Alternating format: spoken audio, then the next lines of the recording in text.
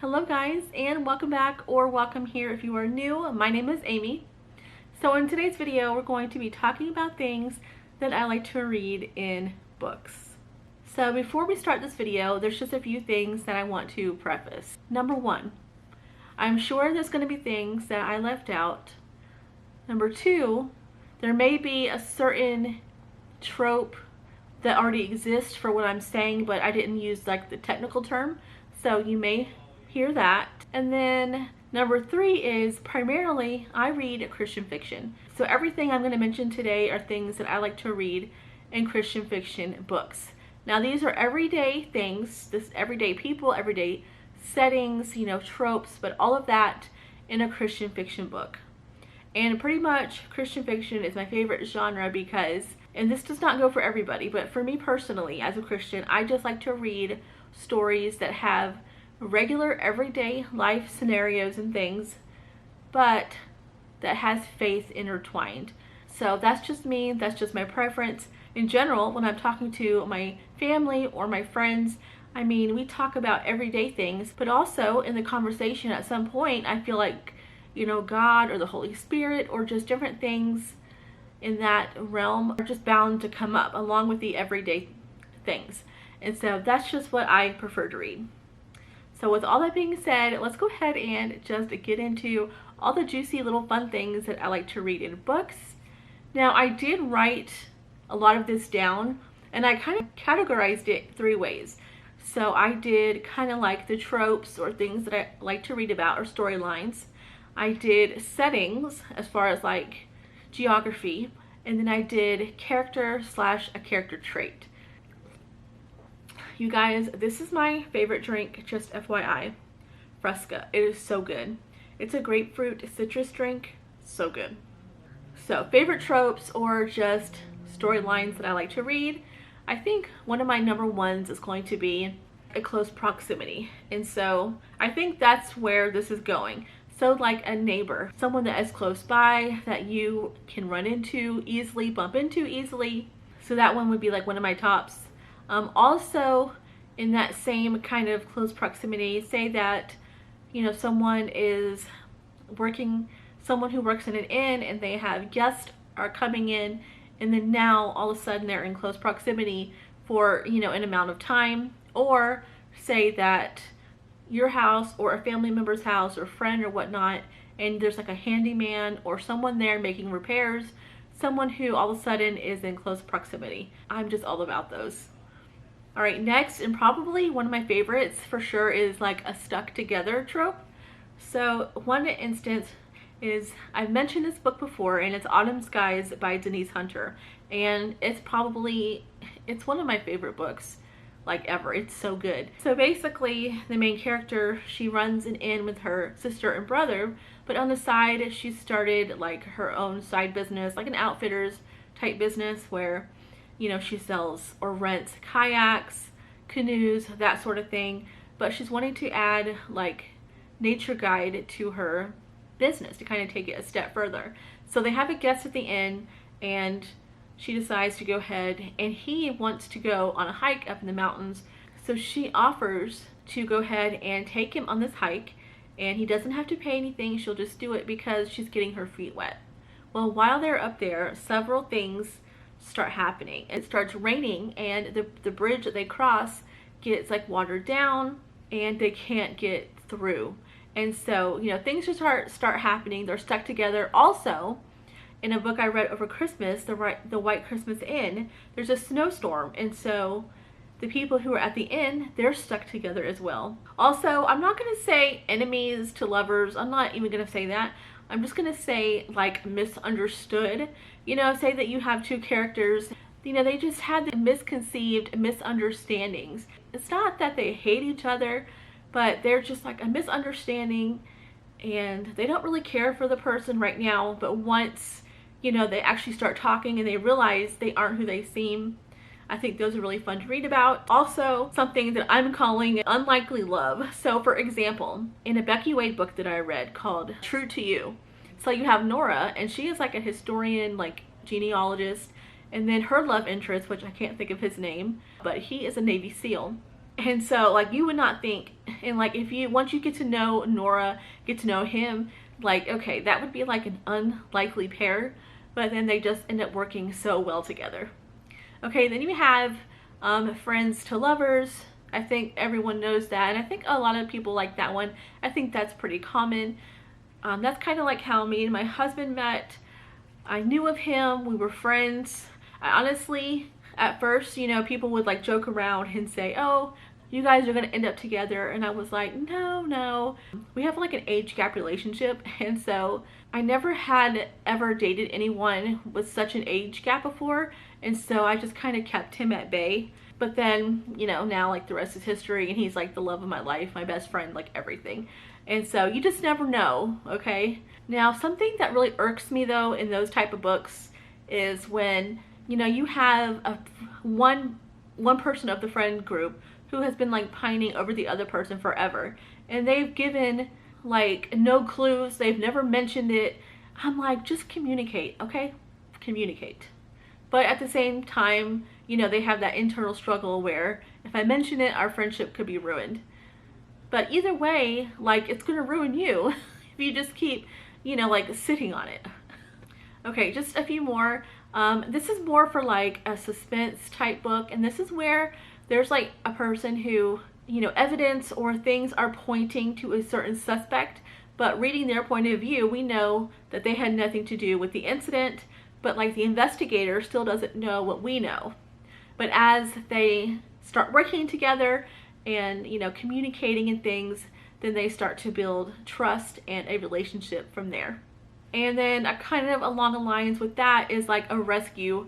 I called it like a rescue romance. I don't know. So, you know, say that doesn't necessarily have to be like a rescue worker or anything. It could just be, you know, maybe they were hiking and they slid down the mountain or something and they hurt themselves. They sprained their ankle or something, and a passerby, like a jogger, someone passes by and ends up helping them and like rescuing them. And oh, and another book that comes to mind by Becky Wade is Let It Be Me. And that is where the main character, one of the main characters, Sebastian, he's in a car accident, and Leah, later on his love interest, she's like the first one at the scene because she just happened to be, you know, on the same route going into town, and so that she saw the wreck, she pulled over, and she helped this guy. And then more recently, I've kind of dabbled in like historical and like medieval, and what I like about that is when you have like a peasant or like a commoner who is starting to develop feelings for like someone of like not necessarily royalty, but like maybe of nobility or something like that. So that kind of trope I enjoy as well.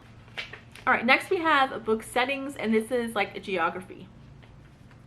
So I love to read about beach towns. I guess being a Florida girl, I don't know, there's just something, I love beach towns. They're so quaint. You know, they have the mom and pop little restaurants, but and even like the cute little touristy stores, those are so fun. But they always have some type of off the wall shop or something, and some really good like restaurant. I don't know, there's just something about like the sea breeze and the sand, and I don't know, just like the whole culture, you know, like the slower pace, an environment where everyone knows each other, even though sometimes that can be annoying.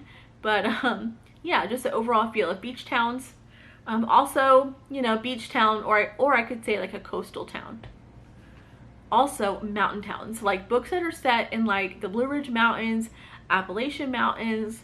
I just love, even in the Pacific Northwest, I love to hear about like the redwood forest, the mountains over there, like the lush plants and the trees and just all of that. I just love to hear about that. Very descriptive wording when it comes to like the streams and the rivers and the trees and just the rocks and like, you know, the roar of the ocean. I don't know, I just love all that. It's just so like serene sounding to me. Also New England towns. I love New England towns. So being married to a New Englander myself, every time we go up north, I just love seeing all the Cape Cods and just the overall aesthetic of like the whole New England look. I just love it. It's just so, I don't know, there's something so appealing to it. But another one is historical towns. It can be in a historical setting or just in a historical town in a contemporary time period. And then lastly, I did add to this, and that is international locations. So I recently read a book called The Enlightenment of Bees, and in that book they travel to other countries, and I did find it very interesting to read about places that I've never been to and may never go to. And so that is something new that I've added to my list. And then lastly, we're going to talk about characters and character traits. So this is something that I mentioned before, but I like to read books that have a pastor as like one of the main characters. There's just something about that, and it's funny because, you know, I have a couple of, you know, ministers in my own family, but I think people just have pastors up on like a pedestal. And so I think there's something to that with like a romance or with like a story. And so those are always fun to read about. Also, just like a church member in general, whether it be like someone in the band or I don't know, just a church member. And recently I read a book by Tammy L. Gray. It's called Love and a Little White Lie. So basically you have the main character, and she's actually like an atheist. She goes to stay with her aunt for some time, and there's an opening at her aunt's church for a receptionist to one of the pastors, or an assistant to like a couple of pastors or whatever. And so I just loved reading about that with the church members, the church environment. And that book was actually a love triangle, and one of the guys actually sang praise and worship and was in the band. So that was kind of fun to read about. All right, then you have a couple more. You have a teacher. So when I say teacher, I just mean like one of the main characters is like a teacher. She works at a school, and maybe we hear her talk about her classroom. Also an artist. I love to read books with artists. Me, you know, being an art education major, I love creativity and all of that. So that's fun to read about. Doctors, again, I think kind of like with a preacher or like a pastor, doctors are kind of held up to a certain esteem, again, like on a pedestal, almost like untouchable. In the book I mentioned before, Let It Be Me by Becky Wade, when he's in an accident, well, she's actually a teacher and he is a doctor. And so I think that's why those characters are on my list, because that book, you guys, is so good. Okay, next we have military in general. My husband was in the military. He started off in the Army Reserves, and then he ended up changing that and he went into the Marine Corps. And so I just like to read books in general about members of the service, although sometimes those stories can be like emotional. They pull at the heartstrings, but I guess that's a reason why I like them. All right, also books that have to do with characters who are like siblings or family situations. So stories about families. So I have a series that I read called Three Sisters Island, and obviously it's about three sisters, and there's some friction between, you know, like some of them, you know, they had a tragedy in their family, and so each book kind of talks about a sister. I mean, it's nothing like too dysfunctional or anything, but the whole family just kind of grew on me, like the dad and just everything that happened, just like hearing about the family and all of that. That was fun to read about. Also, a Denise Hunter book called Summer by the Tides. That again involved three sisters and like a grandmother and a next door neighbor. And and it was in a beach town. So that book hit like so many marks. But anyways, there was definitely conflict in that family. That was deep. Wow, I didn't realize how long like this list was. So let me just kind of get through these a little quicker. So I have on here an official, like an investigator, a detective, something like that.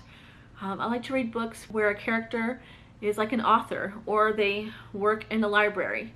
Also, if they like to bake. There's another Becky Wade book, which again just hits several of these, Sweet on You. And so she's a baker, and then she's the main character. Her love interest is her best friend, and they live in the Pacific Northwest, but it's really good. And then lastly, I put down a farmer, whether it be animals or, you know, plants, vegetables. You know, there's so many different types of farmers out there, but I just love, you know, to read about that. When they bring their produce to like a farmer's market, I don't know, I can picture it all in my head, which another Becky Wade book comes to mind. So the main character does like a farm to table type restaurant, so he definitely farms in the Blue Ridge Mountains. And then Genevieve is his love interest, and she comes into town unannounced.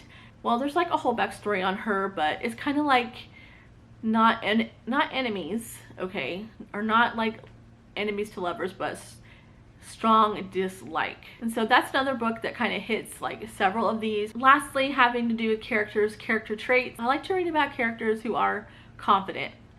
I love confidence, whether it's like a strong, outspoken type confidence where someone walks, they walk into the room and you know they're there. They're outgoing, not in like really a cocky way, but just confident, outgoing. But also I like the silent confidence. And my husband, he is like a strong confidence, but more like silent. My husband's very laid back.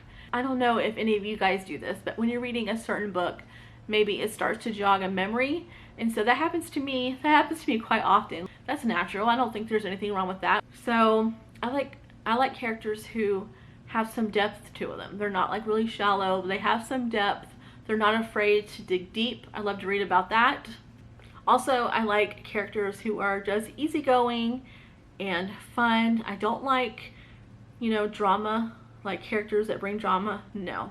Now, the polar opposite to fun and easygoing is grumpy. So that's pretty much the last thing I have on my list, and that is like the grumpy character. Now, sometimes those characters really get under my skin and just snap out of it, but I do like to read kind of like where one member of the relationship is grumpy and then there's someone else who is like really happy and outgoing, and I think those stories are really fun to read about. If you made it this far, okay, I want you to do like the beach emoji in the comments with your comment. Like, I just have to know who made it this far. I didn't think this video would be this long, but as I started talking, just things started coming to my mind, different books. And so anyways, I hope that you guys enjoyed this video, and I think a lot of you can relate, and if you do, we can carry on the conversation down in the comments. It was so fun to come on here and chat with you guys again. I miss you all, and I hope everyone is doing well. And until next time, guys, take care. Bye, guys.